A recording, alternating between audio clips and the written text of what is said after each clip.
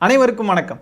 இந்த தவிட்டு தற்குறி தாவேக்க அணில்கள் இருக்கானுங்க இல்லையா, அவனுங்கள்லாம் சில பெயர்களை கேட்டால் மட்டும் கிடையாது, சும்மா அந்த பெயர்கள் எங்கேயாவது எழுதியிருக்கிறத பார்த்தாவே நிற்கிற இடத்துல நின்று அழ ஆரம்பிச்சிருவானுங்க. அந்த பெயர்களில் ஒரு பெயர் தான் என்ன அப்படின்னா மில்டன் அப்படின்ற நம்மளுடைய தோழர் ஒருத்தருடைய பெயர். அந்த பெயர் நேற்றுக்கு பண்ண சம்பவத்தில் அணில்கள் ஒட்டுமொத்த கூடாரமும் கடந்து கதறுன்னு கதறிக்கிட்டு இருக்காடுங்க. என்ன ஆயிடுச்சுன்னா, நேற்றுக்கு நம்ம அன்பகத்தில் வச்சு பெரியார் எனும் பெருநெருப்பு அப்படின்ற தலைப்பில் ஒரு கருத்தரங்கம் நடத்திட்டு இருந்தாங்க. அந்த கருத்தரங்கத்தில் நம்ம அண்ணன் ராஜீவ்காந்தி அவர்கள், அப்புறம் மதிவதனி தோழர், யூடியூப் ரூட்டஸ் தோழர், அப்புறம் மில்டன் தோழர், இவங்க எல்லாருமே பங்கெடுத்திருக்காங்க.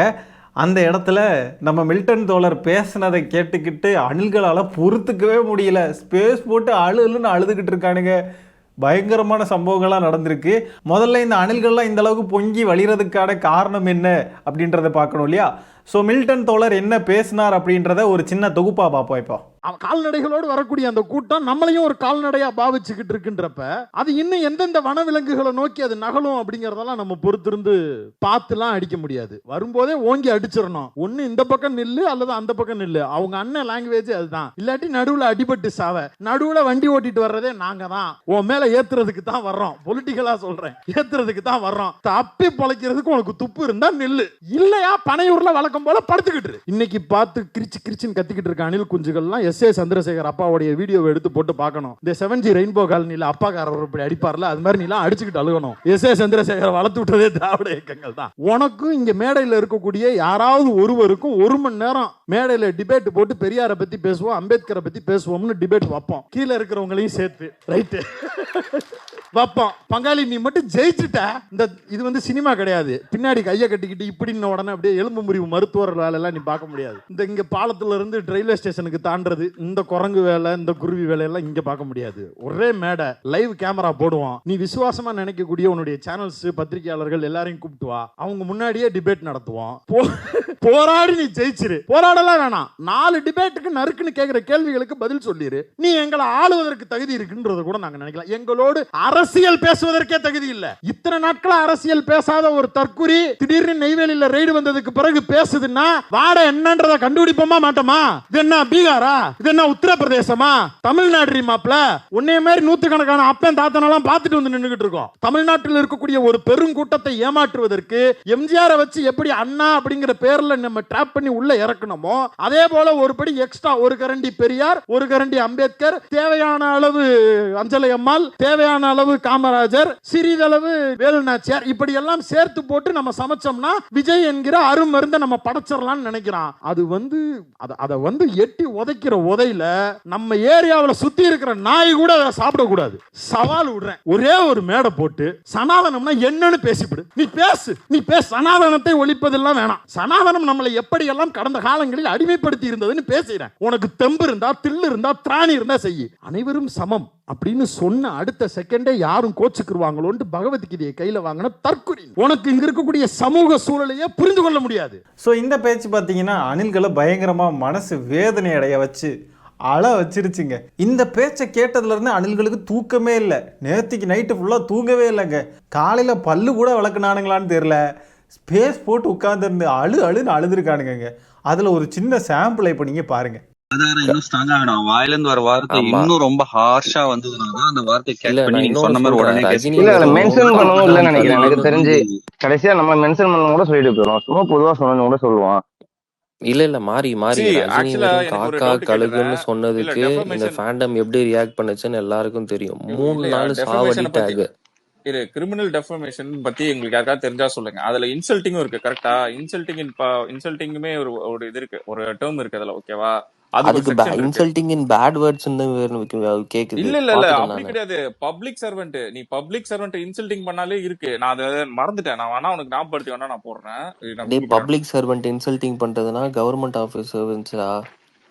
ஏய் அதுல எல்லாம் இப்போ இவர ஏங்க கிரிமினல் டிஃபமேஷன் பப்ளிக் சர்வெண்ட் அவங்க அண்ணன். என்னடா பப்ளிக் சர்வெண்ட்? ஏண்டா இதுக்கு தாண்டா உங்களையெல்லாம் தவிட்டு தற்கூறிகள்லாம் சொல்கிறோம். என்ன கிரிமினல் டிஃபமேஷன்? ஒரு சாதாரண விமர்சனத்தையே உங்களால் தாங்கிக்க முடியல, கிரிமினல் டிஃபமேஷன் வரைக்கும் போறீங்க. என்னன்னு கேட்டால் நாயின்னு சொல்லிட்டாராம். ஏண்டா உங்களையெல்லாம் அணில்கள்னு சொன்னால் வராத கோபம் நாயின்னு சொன்னா எதுக்குடா வருது? ஆனா நான் மில்டன் தோழரை வன்மையாக கண்டிக்கிறேன். நாயின்னு எதுக்கு சொன்னீங்க? நாய் நன்றியுள்ள ஜீவன். அது மட்டும் இல்லாம நாய்கள்லாம் இந்த மாதிரி மரத்துல இருந்து மரம் தாவுமா? அணில்னு சொல்லியிருக்க வேண்டியதானே, அவனுங்களுக்கு பொருத்தமா அணில்னு ஒரு பேர் இருக்கு. ச்சே, மில்டன் தோழரை நான் இந்த விஷயத்துல வன்மையாக கண்டிக்கிறேன். இப்போ நாயின்னு சொன்னதுக்காக இவனுங்க கிரிமினல் டிஃபமேஷன் கேஸ் போட போறானுங்களா? அது யாராவது சொல்லுங்க. பாத்தீங்களா எவ்வளவு தற்குறித்தனமா பேசிக்கிட்டு இருக்கானுங்க. டேய், ஆனா வேற லெவல்ல கண்டென்ட் கொடுக்குறானுங்க பாத்தீங்களா? அவர் வந்து பப்ளிக் சர்வெண்டா? ஏண்டா அப்படி என்ன பப்ளிக் சர்வெண்ட் உங்க அண்ணன் என்ன பண்ணாரு? அரசியல் கட்சி ஆரம்பிச்சா பப்ளிக் சர்வெண்டா? ஆனா ஒரு விஷயம் தெளிவாயிட்டுங்க, தாவேக்காவுக்கு திமுக எதிரின்னு சொல்றாங்க, அதெல்லாம் கிடையவே கிடையாது. தாவேக்காவுக்கு வைஷ்ணவி, அதுமாதிரி தாவேக்காவுக்கு மில்டன், தாவேக்காவுக்கு நான், தாவேக்காவுக்கு யூடியூப் ரிட்டர்ஸ், இந்த மாதிரி நாங்களே போதும். தாவேக்காவை நாங்களே சமாளிச்சுப்போம். ட்விட்டர் ஸ்பேஸ்லேயே இவனுங்களால ப்ராப்பரான கருத்துக்களை எடுத்து வச்சு அங்கேயே இவனுங்களால களமாட முடியல. இதுல இவனுங்க வந்து அங்கே தலைமை வரைக்கும் போயாச்சு. திமுகவே நாங்கள் வீழ்த்திடுவோம், 2026 நாங்கள் தான் ஆட்சியை பிடிக்க போகிறோம்னா அங்கே வரைக்கும் போயிட்டானுங்க. இங்கேயே அரசியல் பேச வக்கில்லை இவனுங்களுக்கு. வாய்ப்பு இருக்கக்கூடியவங்க யாராவது ட்விட்டரில் என்னைய வந்து என்னோட ஐடியா ஃபாலோ பண்ணுங்க. ட்விட்டர் ஐடி வந்துட்டு என்னுடைய யூடியூப் அந்த டிஸ்கிரிப்ஷன் பயோ இருக்கும் இல்லையா, அதில் வந்துட்டு இருக்கும். அதை கிளிக் பண்ணி பார்த்தீங்கன்னா என்னுடைய ஐடி வரும். ஃபாலோ பண்ணிங்கன்னா இந்த மாதிரி ஸ்பேஸ்லாம் நான் நிறைய பங்கெடுப்பேன். இந்த தவிட்டு தற்கொலைகள் அப்பப்போ ஸ்பேஸில் வந்து ஏதாவது லூசுத்தனமாக பேசிலாம் மாட்டுவானுங்க. செம்ம என்டர்டெய்னிங்காக இருக்கும், நல்ல ஜாலியாக இருக்கும் அவனுக்கு பேசுகிறதெல்லாம் கேட்க. இன்றைக்கி கூட ஒருத்தன் வந்து பேசிக்கிட்டு இருந்தான். நாங்கள் வந்து கேட்குறோம், ஏன்டா எடப்பாடி பழனிசாமி வந்து இந்து அறநிலைத்துறையிலேருந்து காசு எடுத்து கல்லூரி கட்டுறாங்களே அப்படின்னு சொல்லி அவர் சொன்னாரே, அந்த கருத்துக்கு நீங்கள் என்ன, உங்களுடைய கருத்து என்னன்னு கேட்டாக்க அவன் சொல்கிறான், நான் தாவேகாரன் இல்லைங்க, ஆனால் திமுகவை எதிர்க்கிறதுக்கு வந்து அவ்வளோ விஷயம் பேசுகிறான். திமுகன்னு எதிர்த்து அவ்வளோ பேசுகிறான். ஆனால் தாவேக்கா சார்ந்து ஒரு கொஸ்டின் கேட்டால் அவங்க கூட்டணி நிலைப்பாட்டையும் அதிமுகவுடைய இந்த கருத்தையும் அதிமுகவையும் என்னவா பார்க்குறீங்கன்னு கேட்டால் அவன் தாவேக்காரனே இல்லைன்னு சொல்லிட்டு ஓடி போயிட்டான். இந்த மாதிரி பல விஷயங்கள் ட்விட்டரில் நடக்கும். ஸோ வாய்ப்பு இருக்கக்கூடிய தோழர்கள் ட்விட்டர்லையும் கொஞ்சம் வந்து ஜாயின் பண்ணுங்க. இவனுங்களுக்கு ஒரு அடிப்படையே தெரில. பொது வாழ்க்கைன்னு வந்தாலே எல்லாருமே சந்திக்கக்கூடிய ஒரு விஷயம் தான் இது. எதிர்த்தரப்புல இருந்து கடுமையான விமர்சனங்கள் வரும், கடுமையாக பேசுவாங்க தான், கடுமையான வார்த்தைகள் இருக்கும். சில பேர் ஒருமையில் கூட பேச வாய்ப்பு இருக்கு. நம்மளை அவங்க எந்த மாதிரி மதிக்கிறாங்களோ அதை பொறுத்து பேசுவாங்க. அது ஆபாசமாக அப்யூஸ் ஆட்டு இல்லாத வரைக்கும் பிரச்சனையே கிடையாது. அதுவும் வந்து இவனுக்கு சொல்கிற மாதிரி இவனுங்க போய் கேஸ் போடுவானுங்களா? அது விஜயை தான் கேஸ் போடணும். அப்படின்னா அப்படி போட்டாலும் அதுக்கு நிற்காது. முதல்ல ஒரு அரசியல் ரீதியான விமர்சனங்கள்லாம் எப்படி இருக்கும், இதெல்லாம் வந்து சட்டப்படி எப்படி அப்படின்னு ஒரு மண்ணும் தெரியாமல் இவனுங்க மட்டுக்கு புகார் கொடுப்போம், நம்ம வந்து இதுக்கு ஏதாவது எடுப்போம். இவனுங்க இந்த மாதிரி எல்லாரையும் போட்டு மிரட்டுவானுங்க. இங்கே எல்லாரும் பயந்து அப்படியே ஐயோ புகார் கொடுக்க போகிறாங்க, ஐயோ கேஸ் போட போகிறாங்கன்னு அப்படியே பயந்து பின்வாங்கிறாங்க. ஏண்டா என்னன்னாலும் பார்த்துக்கலான்னு தாண்டா களத்தில் வந்து நிற்கிறோம். இதுக்கெல்லாம் சொல்கிறேன், சத்தியமாக யாருமே பயப்பட மாட்டாங்க. சும்மா பூச்சாண்டி காட்டிக்கிட்டு இருக்க வேண்டியதான். உங்களுக்கு இதே புரியல பாருங்களேன். இந்த களத்தில் வந்து நிற்கிறான் ஒருத்தன்னா, அவனுக்கு இதெல்லாம் தெரியாமலாம் வந்து நிற்பான். இப்படிலாம் இவனுக்கு வந்து பண்ணுவானுங்க அப்படின்லாம் தெரியாமலாம் வந்து நிற்பான். நீங்கள் போய் அவங்ககிட்ட தெரிஞ்ச வந்து நிற்கக்கூடியவங்ககிட்ட போயிட்டு பூச்சாண்டி அப்படின்னு பயமுறுத்துனீங்கன்னா அவன் பயப்படுவான்னு நினைக்கிறீங்களா? இந்த பேசிக் அறிவு கூட இல்லாத தற்குறிகள் தான் இந்த தாவே கண்கள். இது இவனுங்க போட்ட ஸ்பேஸா? இன்னைக்கு காலையில் பிரத்யேகமாக நம்மளுடைய தோழர்கள் வந்து ஒரு ஸ்பேஸ் அரேஞ்ச் பண்ணாங்க. அந்த ஸ்பேஸில் மில்டன் தோழரும் வந்து அதில் கலந்துக்கிட்டாரு. அதில் நானும் இருந்தேன். ஃபுல்லாகவே அந்த ஸ்பேஸ் ஃபுல்லாக நானும் கேட்டுக்கிட்டு தான் இருந்தேன். அதில் ஒரு அணில் குஞ்சு ஸ்பேஸில் மேலே ஏறி வந்து மில்டன் தோழர்கிட்ட சில விஷயங்களை பேசினா, அதை இப்போ நம்ம பார்ப்போம். சொல்லிடுறேன். இப்ப அதிமுக குறித்து உரையாடல் இருக்க போது பாஜக பக்கம் வர்றீங்க, ஜம்ப் தான் பண்றாரு பிரசன்னாவை தவிர, அதிமுக குறித்து பிரசன்னாவினுடைய நிலைப்பாடு என்ன? உங்க கட்சிக்கு நிலைப்பாடு இருக்கட்டும். பிரசன்னாவுக்கு அதிமுகவோடு தாவேகா மாதிரியான ஒரு செக்யூலர் ஃபோர்ஸ் என்று தன்னை அடையாளப்படுத்திக் கொண்டிருக்கக்கூடிய ஒரு கட்சி கூட்டணி வைப்பது குறித்து பிரசன்னாவினுடைய நிலைப்பாடு என்ன? கட் அண்ட் ரைட்டா, எஸ் நோ, சரி தப்பு, என்ன பதில்? பிஜேபி இல்லனா கூட்டணி வைக்கலாம். That is the point. அவர்களுடைய பிரச்சனை என்னன்னா, அதிமுகங்கிற கட்சியோடு கூட்டணி வைப்பதற்கு அவர்கள் தயாராகி கொண்டே இருக்கிறார்கள். அவர்களுக்கு அந்த டிமாண்ட் தேவைப்படுது. ஏன்னா தாவேகாவில் 234 தொகுதியிலும் போட்டியிடுவதற்கு வேட்பாளர்கள் கிடையாது. அந்த கட்சி தனித்து போட்டியிட்டால் வெற்றி பெறுவதற்கு வாய்ப்பும் கிடையாது. அந்த கட்சிக்கென்று இவர்கள் கட்டமைத்துக் கொண்டிருக்கக்கூடிய பிம்பங்கள் எல்லாமே போலியான பிம்பங்கள். அதன் வெளிப்பாடுதான் தன்னை விட அதிகமான ஓட்டு வங்கி இருக்கக்கூடிய ஒரு கட்சி கூட்டணியில் தன்னை ஏற்றி கொண்டால் நானும் வர்றேன்னு தன்னுடைய சினிமா வெற்றிக்காக எப்படி விஜயகாந்த் தேவைப்பட்டாரோ அதே போல தன்னுடைய அரசியல் வெற்றிக்காக அதிமுக என்கிற குதிரையின் மீது சவாரி செய்யலாம் என்ற கேவலமான, மோசமான, அடிப்படை அறமற்ற, போராடுவதற்கே தகுதியற்ற மோசமான நிலைப்பாட்டை தாவேக்கா எடுத்துக்கொண்டிருக்கிறது, அதற்காக தயாராகி கொண்டிருக்கிறது. இதுதான் அதனுடைய பதில். உங்களுக்கு சினிமாவுக்கு ஒரு விஜயகாந்த் தேவைப்பட்டார், அரசியல்ல தமிழ்நாட்டுல எடப்பாடி பழனிசாமி என்கிற அதிமுக என்கிற ரெட்டலை என்கிற சின்னம் தேவைப்படுகிறது. அதன் முதுகில் சவாரி செய்துவிட்டு அரசியல் செய்யலாம் என்று நினைக்கிறீர்கள். உங்களுக்கென்று ஓன் ஐடியாலஜியவோ ஓன் ஓட் பேங்கையோ சுயமான ஒரு அரசியல் சக்தியாகவோ நீங்கள் வளருவதற்கு உங்களுக்கு தகுதி இல்லை, தெம்பு இல்லை, திராணி இல்லை. இதுதான் யதார்த்தம். அவங்களுடைய கட்சியினுடைய ஒரு யதார்த்தம் இதுதான். அவங்க கட்சியினுடைய தொண்டர்களை மேனிப்புலேட் பண்றதுக்காக தான் அவங்க இப்ப உட்கார்ந்துகிட்டு அதிமுக வந்து இப்ப முன்னாடி நம்ம தோழர்கள் கேட்டீங்கல்ல கேள்வி, ஏன் அதிமுக அவரை வந்து சாஃப்டா டீல் பண்றாங்க, ஏன் பாஜக சாஃப்டா டீல் பண்றாங்கன்னா இதான் காரணம். இப்ப பிரசன்னா மாதிரியான ஆட்களை போனா தப்பு இல்லை அப்படின்னு சொல்ற நிலைமைக்கு வந்துட்டாங்க பாத்தீங்களா. இதுதான் அவங்களுக்கு தேவைப்பட்டுச்சு. ஒரு மெல்டிங் பாயிண்ட் தேவைப்படுது. ஏன்னா விஜயால தனிச்சு நின்னா எதுவும் பண்ண முடியாது. அது வீக்கான பாடி. அரசியலா சொல்றேன். அவங்க நினைச்ச பொலிட்டிக்கல் மைலேஜ் அதுக்கு கிடைக்கல. தாவேக்காவுக்கு வீக் ஆகி போய் நிக்குது.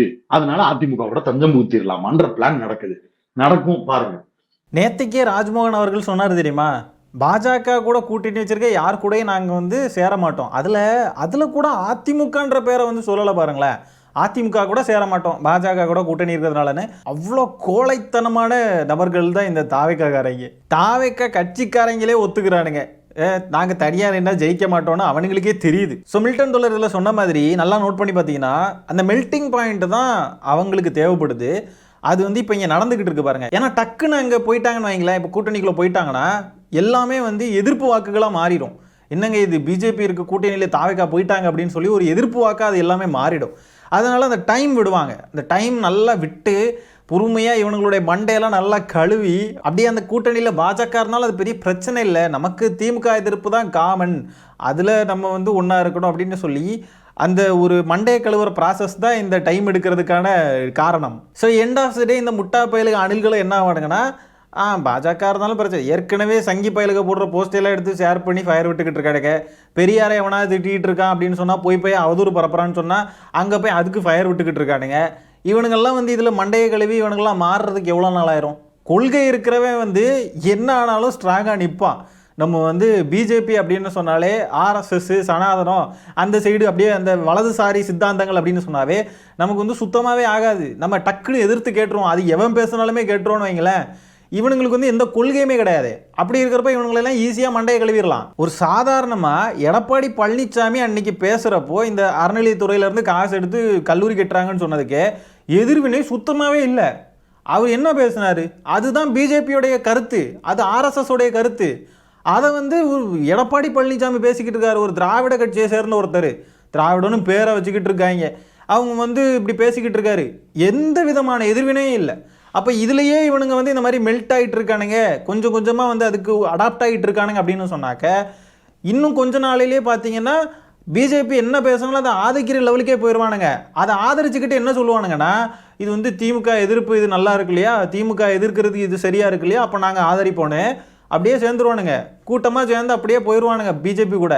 உண்மையாலுமே தந்தை பெரியார், அம்பேத்கர் இவங்களுடைய கொள்கையெல்லாம் வந்து நல்லா கற்றுக்கிட்டு நல்லா தெரிஞ்சுக்கிட்டு அந்த கொள்கை பிடிப்போடு இருக்கக்கூடிய நபர்கள் இந்த மாதிரிப்பட்ட இடங்கள்லே தாவேகா விட்டு வெளியேறிடுவாங்க.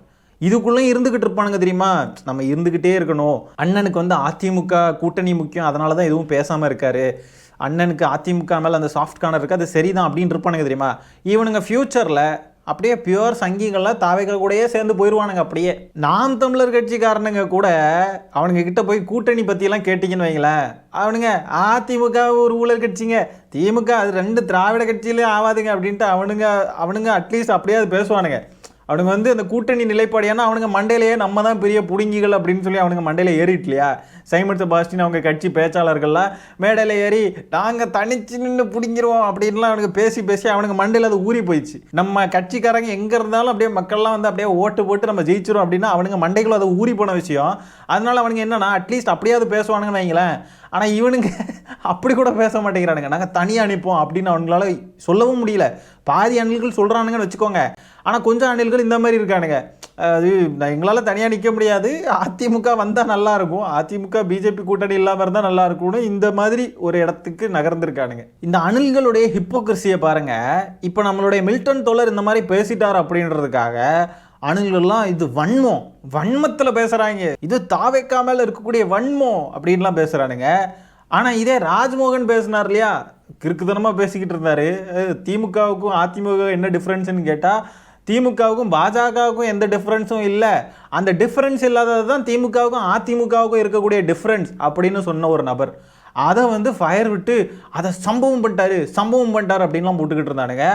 ஆனால் மில்டன் தோழர் பேசுனது வந்து இவனுங்களுக்கு வன்மமா. இதில் எக்கச்சக்கமாக தாவைக்காரனுங்க அப்படியே கண்டபடிக்கு அப்யூஸ் பண்ணுறானுங்க, கொலை மிரட்டல்லாம் வேற விடுறானுங்க மில்டன் தோழருக்கு. இவனுங்க கொஞ்சம் கூட அரசியல் படுத்தப்படாத ஒரு கூட்டம் அப்படின்னு இங்கேருந்தே தெரியுது பாருங்க. அதாவது மக்களே, ஒரு ஒட்டுமொத்தமான ஒரு பெரிய கூட்டம் வந்து இந்த மாதிரி தற்குறியாட்டு இருக்காங்க அப்படின்னு ஒரு அரசியல் கட்சிக்கு தெரிய வருது அப்படின்னு சொன்னால் அந்த கட்சியோடைய தலைமை வந்து இவங்களெல்லாம் வந்து ஒரு கண்ட்ரோலில் எடுத்து இவங்களெல்லாம் கொஞ்சம் மாற்றுறதுக்கு முயற்சி பண்ணுவாங்க. இந்த மாதிரி இருக்காதீங்க, இந்த மாதிரி இருங்க அப்படின்ட்டு. ஆனால் இவனுங்களை பாருங்கள், கட்சி தலைமையே அதுக்கு வந்து விரும்பலை. ஏதோ வேண்டா வெறுப்பா பிள்ளைய பற்றி காண்டாம இருக்கணும்னு பேர் வச்ச மாதிரி எதுக்கு கட்சி ஆரம்பித்தோம், எதை நோக்கி போகிறோம், என்ன நம்மளுடைய குறிக்கோள் எதுவுமே கிடையாது. திமுக எதிர்ப்பு இது மட்டும்தான் அவனுக்கு தெரியுது. சினிமாவில் மாற்றி ஃபேன்ஸ் கிட்ட சண்டை போட்டுக்கிட்டு இருக்கிற மாதிரி அப்படியே தான் இன்னுமே டீல் பண்ணிக்கிட்டு இருக்கானுங்க எல்லாத்தையுமே. அது வந்து வெட்டிடுவோம், குத்திடுவோம், சம்பவம் பண்ணிடுவோம், கொன்னுருவோம் அப்படின்ட்டு. இந்த கதையெல்லாம் இங்கே நடக்கவே நடக்காது ராஜா. இது அரசியல்ரா. முதல்ல கொஞ்சமாவது அரசியலை கற்றுக்கோங்க. இந்த மிரட்டல் உருட்டலுக்கெல்லாம் எவனுமே இங்கே பயப்பட மாட்டான். அதுவும் நீ திமுக காரங்க கிட்ட வந்துக்கிட்டு இது கேஸ் போட்டுருவோம், வெட்டிடுவோம், பார்க்குற இடத்துல வாயை உடைச்சிருவோம், பார்க்குற இடத்துல வந்து மூஞ்ச உடைச்சிருவோம், பல்ல பேத்து கையில் தத்துருவோம், இந்த மாதிரி போட்டு திமுக காரங்கிட்ட வந்து சொன்னீங்கன்னு வைங்களேன், மயிரா கூட மதிக்க மாட்டான். இதெல்லாம் வந்து நீங்கள் எங்கே வச்சுக்கணுமோ அங்கே வச்சுக்கணும். இந்த சினிமா சண்டையில் பேசுகிற வேலையெல்லாம் நீங்கள் அங்கே வச்சுக்கணும். அரசியல் கட்சி ஆரம்பிச்சுட்டு அரசியல் பேசுகிறோன்ற பேரில் வந்து நின்றுக்கிட்டு இந்த கொலை மிரட்டல் விடுறது, பல்ல உடச்சிருவாங்க, இல்லை உடச்சிரு, இதெல்லாம் வந்து இங்கே வேலைக்கே ஆகாது ராஜா. இவனுங்களுக்கு என்னன்னா, எங்கள் அண்ணன் அரசியலுக்கு வந்துட்டார், பப்ளிக் சர்வெண்ட்டாமே அவர் வந்து அரசியலுக்கு வந்துட்டார். அதனால எல்லாருமே அப்படியே கையெடுத்து கும்பிட்டு, அண்ணே தாவேக்கா விஜயண்ணே, நீங்கள் இத்தனை வருஷமாக உழைச்ச பணத்தையெல்லாம் மக்களுக்கு கொண்டு வந்து அப்படியே கொட்ட போகிறீங்களானே, கொட்ட போகிறார். அவர் பணத்தை வந்து வாரி வழங்க போகிறார் மக்களுக்கு. அதனால நாங்கள் எல்லாரும் உங்கள் காலில் விழுந்து கும்பிட்டு வரோம், நீங்கள் தான் அடுத்த முறை முதலமைச்சர் அப்படின்னு சொல்லி அப்படியே எல்லாரும் அவர் காலில் போய் விழணும்னு இவனுங்க நினச்சிக்கிட்டு இருக்கானுங்க. அப்படியெல்லாம் யாரும் இருக்க மாட்டோம். நீங்கள் வந்து ஆளணும் அப்படின்னு சொன்னீங்கன்னா உங்களுக்கு ஆள்றதுக்கான என்ன தகுதி இருக்குன்னு கேட்போம். நீ எங்கேருந்து வந்த, நீ எதுக்கு வந்திருக்க, நீ என்ன பண்ணிக்கிட்டு இருக்க, நீ யார் கூட சேர போகிற, நீ யாரை எதிர்க்கிற, எதுக்கு எதிர்க்கிற, எல்லாத்தையும் பிடிச்சி நோண்டுவோம். எனக்கு இன்னொரு டவுட் என்னன்னா மக்களே, இப்போ இவங்க தாவேக்கா என்ன டிக்ளேர் பண்ணுறாங்க, பொலிட்டிக்கல் எதிரி, அதாவது அரசியல் எதிரி திமுக, ஆனால் ஐடியாலஜிக்கல் எதிரி, இந்த கொள்கை எதிரி வந்து எங்களுக்கு பாஜக அப்படின்னு சொல்கிறாங்க. சரி, திமுக பொலிட்டிக்கல் எதிரி தானே, அப்போ நீங்கள் திமுகவுடைய ஐடியாலஜி எல்லாம் நீங்கள் சப்போர்ட் பண்ணுறீங்களா, ஏற்றுக்கிறீங்களா? திமுகவுடைய தலைவர்கள், திமுகவுடைய கொள்கைகள், திமுகவுடைய ஐடியாலஜிஸை நீங்கள் ஏற்றுக்கிறீங்க அப்படின்னு நீங்கள் சொல்கிறீங்க அப்படின்னா நீங்கள் வந்து இப்போ எடப்பாடி பழனிசாமிக்கு நீங்கள் வந்து எதிர்வினை ஆற்றிருக்கணுமே, நீங்கள் அதில் தைரியமாக நின்று பேசியிருக்கணுமே. எவ்வளோ இடங்கள் சைமன் செபாஸ்டியன் தந்தை பெரியாரை தப்பாக பேசினதுலேருந்து ஆரம்பித்து நீங்கள் எல்லா இடத்துலையுமே வாயை திறந்து பேசியிருக்கணுமே. ஐடியாலஜிக்கலாக நீங்கள் திமுக சைடு தான் இருப்பீங்கன்னு சொன்னால், நீங்கள் பியூராக பாஜகவுக்குனே அளந்தெடுத்து செஞ்ச கட்சி மாதிரி எல்லாத்தையும் பண்ணிக்கிட்டு நாங்கள் வந்து தந்தை பெரியாரை பின்பற்றுறோம், ஆனால் அம்பேத்கரை பின்பற்றுறோம் அப்படின்லாம் சொன்னால் அதுக்கு என்ன அர்த்தம்? அதுதான் மில்டன் தோழர் கேட்டார். சனாதனத்தை நீங்கள் ஒழிப்பேன்லாம் சொல்ல வேணாம், சனாதனத்தை பற்றி நீங்கள் பேசுங்க, கொஞ்சம் சனாதனம் நம்மளை எப்படியெல்லாம் அடிமையாக்கிச்சின்னு கொஞ்சம் பேசிருங்க பார்ப்போன்னு சொன்னால் அதுக்கும் இவனுங்க இதுக்கெல்லாம் பதிலே கிடையாது அவனுங்க கிட்ட. ஏன்னா அதை பற்றி பேசுனா அங்கேருந்து மிதி விழும், ரைடு வரும், பயங்கரமாக பிரச்சனைகள் வரும், அடுத்தது படம் ரிலீஸ் பண்ண விட மாட்டாங்க. இவ்வளோ பயத்தை உள்ளே வச்சுக்கிட்டு அரசியலுக்கு வந்தால் என்ன அர்த்தம்? நாங்கள் வந்து எல்லாம் முடிஞ்சதுக்கு அப்புறமா தான் நீங்கள் பிடுங்குவீங்கன்னா அப்போ அதெல்லாம் நடக்காது. நாங்கள் உடனே ஆட்சியில் அமர்ந்துருவோன்னு நீங்கள் எந்த அடிப்படையில் அப்போ நீங்கள் நம்பிக்கிட்டு இருக்கீங்க? எலெக்ஷன் வரப்போகுது அப்படின்றதுக்காக டக்குன்னு கட்சி ஆரம்பிச்சிரும் அப்படின்ற மாதிரி ஆரம்பிச்சுக்கிட்டு இவங்க வந்து எந்த செயல்பாடுகளும் இருக்காதான், யாரையும் பேச மாட்டாங்களாம், திமுக மட்டுமே பேசுவாங்களாம், மற்றபடி எதை பற்றியும் பேச மாட்டாங்களாம். இவங்க கொள்கைகளில் வந்து ஏதாவது முரண் இருக்கிற மாதிரி யாராவது பேசுனாங்கன்னா அவங்கள எதிர்த்து எதுவும் கேட்க மாட்டாங்களாம், அவங்க கூட கூட்டணிக்கு அப்படியே போக ட்ரை பண்ணுவாங்களாம், பிஜேபியை வந்து எதிர்க்கிற மாதிரி காட்டிப்பாங்களாம், ஆனால் வந்து அப்படியே சைடில் அப்படியே சாஃப்ட் கார்னர் விட்டு டீல் பண்ணுவாங்களாம். இப்படியெல்லாம் பண்ணிக்கிட்டு ஆளுங்கட்சியை மட்டும்தான் நாங்கள் எதிர்ப்போம், அதுக்கு தான் அரசியல் பண்ணுறோம் இப்படின்னு ஒரு முட்டு மண்ணாங்கட்டி மயிரை வேற கொடுத்துக்கிட்டு இதில் வந்து நாங்கள் ஆட்சியில் உட்காந்துருவோம்னா அப்போ எல்லாரும் இவங்களுக்கு வந்து சிகப்பு கம்பளம் விரித்து அப்படியே வரவேற்கணும்னு நினச்சிக்கிட்டு இருக்கானுங்க தற்குறியானல்கள். சரி மக்களே, இந்த காணொலியை நான் இதோட என் பண்ணிக்கிறேன். இந்த வீடியோவில் நம்ம பேசியிருக்கிற விஷயங்களை பற்றி உங்களுடைய கருத்துக்கள் என்னன்றதை கமெண்ட்டில் பதிவு பண்ணுங்கள். வீடியோ பிடிச்சிருந்தா ஒரு லைக்கை தட்டி விட்டு 4 பேருக்கு ஷேர் பண்ணுங்கள். முக்கியமாக நம்ம சேனலை சப்ஸ்கிரைப் பண்ணி வச்சுக்கோங்க. மீண்டும் இன்னொரு காணொலியில் சீக்கிரம் உங்களை சந்திக்கிறேன். அது வரைக்கும் டாடா பை, டேக் கேர்.